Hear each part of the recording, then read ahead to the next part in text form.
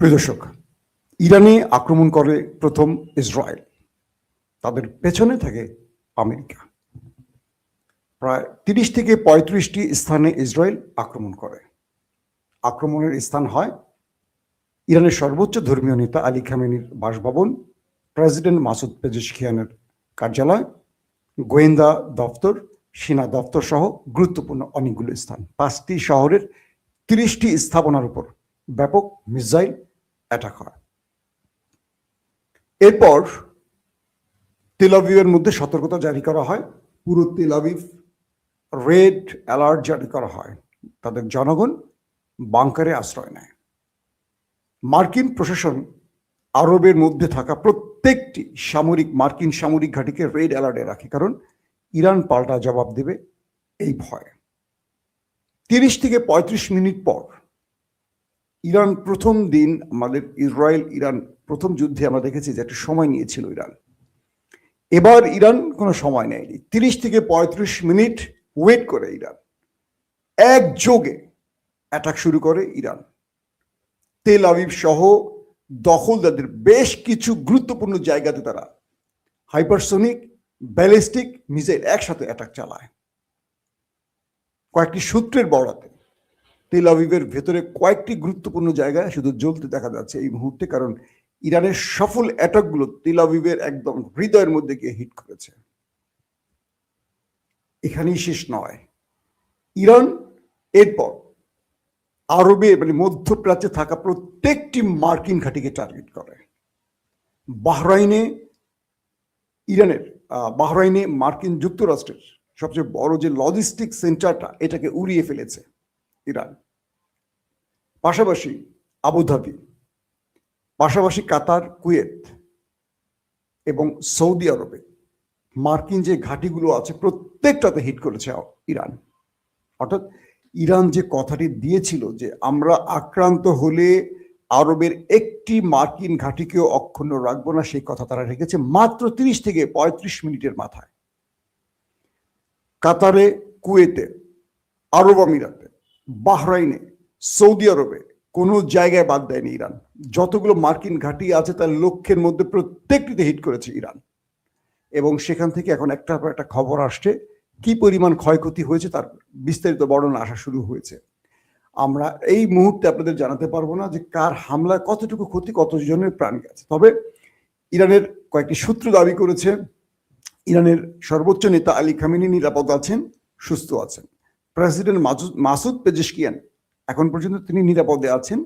এবং বলা হচ্ছে যে আহমেদিনেজাদ, ইরানের সাবেক প্রেসিডেন্ট, আপনাদের মনে আছে মাহমুদ আহমেদিনেজাদ, তার বাড়িতে হিট করেছে দখলদার বাহিনী এবং গোয়েন্দা দপ্তরে হিট করা হয়েছে। এখনো সেখানকার আপডেট পাওয়া যায়নি যে সেখানে কি ক্ষয়ক্ষতি হয়েছে।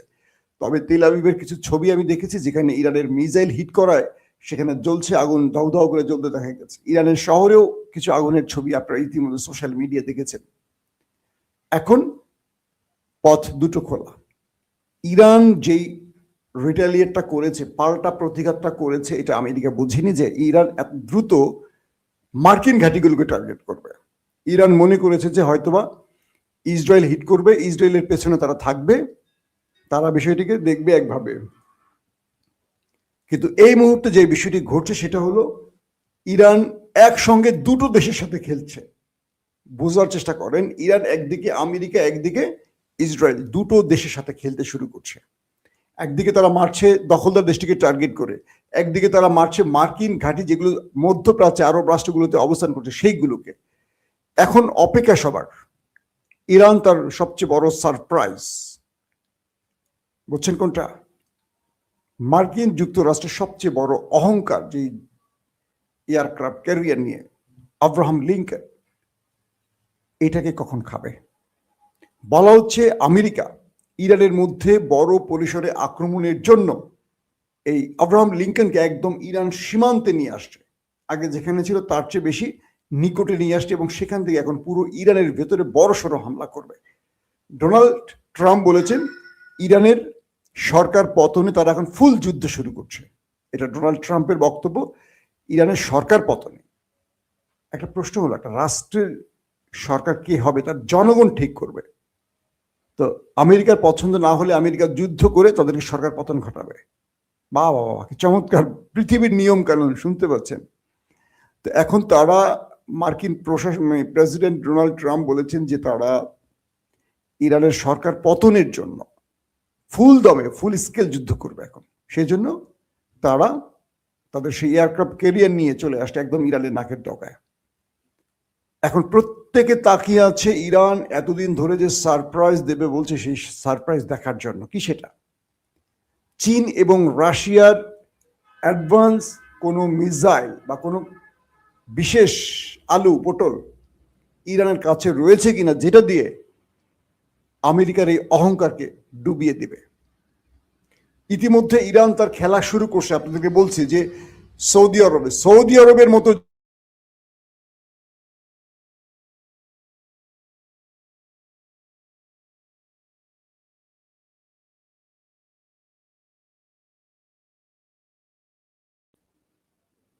কাতারেও হিট করেছে ইরান, সেখানেও ব্যাপক ক্ষয়ক্ষতির তথ্য পাওয়া যাচ্ছে। আল উদাইদ, যেটা আরবে সবচেয়ে বড় মার্কিন ঘাঁটি, সেই আল উদাইদকেও টার্গেট করা হয়েছে। বাহরাইনে এই দখলদার দেশটির সবচেয়ে বড় লজিস্টিক সেন্টার যেটা অস্ট্রেল, সেটাকে উড়িয়ে দিয়েছে একেবারে। বাহরাইনে যেটা আছে ইরান উড়িয়ে দিয়েছে। কুয়েতকেও ছাড়ে নাই। এবং বলা হচ্ছে যে ইরান তার নিখুঁত টার্গেটগুলো, যে টার্গেটগুলো লক্ষ্য করছে সেই টার্গেটে হিট করতে পেরেছে। তার লক্ষ্য খুব কম ভেদ হয়েছে। আর সবচেয়ে বড় টেনশনের খবর হলো যে ইসরায়েল আক্রমণ করে তার সকল সিস্টেমগুলোকে অন করে বসেছিল নিজেকে নিরাপত্তা দেবে বলে, অর্থাৎ জনগণকে বাংকারে নিয়ে গেছে। তার সকল প্রতিরক্ষা ব্যবস্থাগুলো, অর্থাৎ তার যে মানে কি বলবো, প্যাট্রিয়ট, থার্ড, তারপর তার ধরেন আয়রন ড্রোম, যে প্রতিরক্ষা ব্যবস্থাগুলো রয়েছে, আকাশ প্রতিরক্ষা সিস্টেমগুলো রয়েছে, সবগুলো নিয়ে বসেছিল। এগুলো ভেদ করে ইরানের মিসাইল ঢুকে পড়েছে, ঢুকে তাদের শহরকে লন্ডভন্ড করে দিয়ে আসছে। এখন ওদের খেলা ব্রেক, ইরানের খেলা শুরু। এই অবস্থায় আছে দুই দেশের মধ্যে। বাহরাইনের যিনি পররাষ্ট্রমন্ত্রী, তিনি একটি বক্তব্য দিয়েছিলেন যে ইরান চেয়েছিল আলোচনার মাধ্যমে সমাধান হোক, কারণ আমেরিকা এবং ইরানের মধ্যে যে আলোচনাটা চলছিল এটা বাহরাইনের মাধ্যমে, কখনো ওমানের মাধ্যমে হয়েছিল। তো এবার যেটি হয়েছে সেটি হলো যে, আমি একটু লাইভের মধ্যে আছি। তো বাহরাইনের পররাষ্ট্র দপ্তর থেকে বলা হয়েছিল যে ইরান চেয়েছিল আলোচনার মাধ্যমে সমাধান হোক, কিন্তু এটা ইসরায়েল চায়নি। ইরান যখন মার্কিন প্রশাসনকে প্রস্তাব দিয়েছিল যে আমরা আসলে কোনো দ্বিতীয় ব্যক্তির সাথে আলোচনা করতে চাই না, প্রয়োজনে ইরান একদম সরাসরি হেড টু হেড আমেরিকার সাথে আলোচনা করে সমাধান করবে, বুঝতে পারছেন? এবং আমেরিকার সাথে আলোচনা করে ইরান সমাধান খুঁজবে, এই কথাটা যেমন জানানো হইলো, এই তথ্যটা ইসরায়েল জানার সঙ্গে সঙ্গে কিন্তু আক্রমণ শুরু করছে। কারণ ইসরায়েল চায় যে আমেরিকা কোনোভাবে যেন আলোচনা টেবিলে না যায়, একটা আক্রমণ করতেই হবে। এই খেলাটা খেলছে কিন্তু দখলদাররা, এবং এই সুযোগটি তারা কাজে লাগিয়ে দুম করে আক্রমণ করে দিয়ে যুদ্ধ শুরু করে দিয়েছে। তার মানে আলোচনার টেবিলে আর ইরানকে রাখতে চায়নি দখলদাররা, আর ট্রাম্প পাগলা এই ফাঁদে পা দিয়েছে। এখন দেখার বিষয় কি হতে পারে, কি হতে যাচ্ছে। দর্শক, আমরা চেষ্টা করব প্রতি মুহূর্তের আপডেটগুলো আপনাদের দ্রুত দিয়ে পৌঁছে দেওয়ার জন্য। এখন আমাদের কাছে বিচ্ছিন্নভাবে অনেক খবর আসতেছে, এবং যে পরিমাণ খবর আসছে আসলে কনফার্ম হয়ে আপনাদের দিতে একটু সময় লাগবে আমাদের। তো আমরা চেষ্টা করতেছি আমাদের মধ্যপ্রাচ্যে যারা আমাদের সাংবাদিক বন্ধুরা আছে তাদের মাধ্যমে কিছু তথ্য জানার জন্য। বিভিন্ন জায়গায় যে ছবিগুলো পাইছি ইরান কিন্তু মাশাআল্লাহ বেশ বড়সড় অ্যাটাক করছে, খুশি হওয়ার মতো অ্যাটাক কিন্তু ইরান করছে।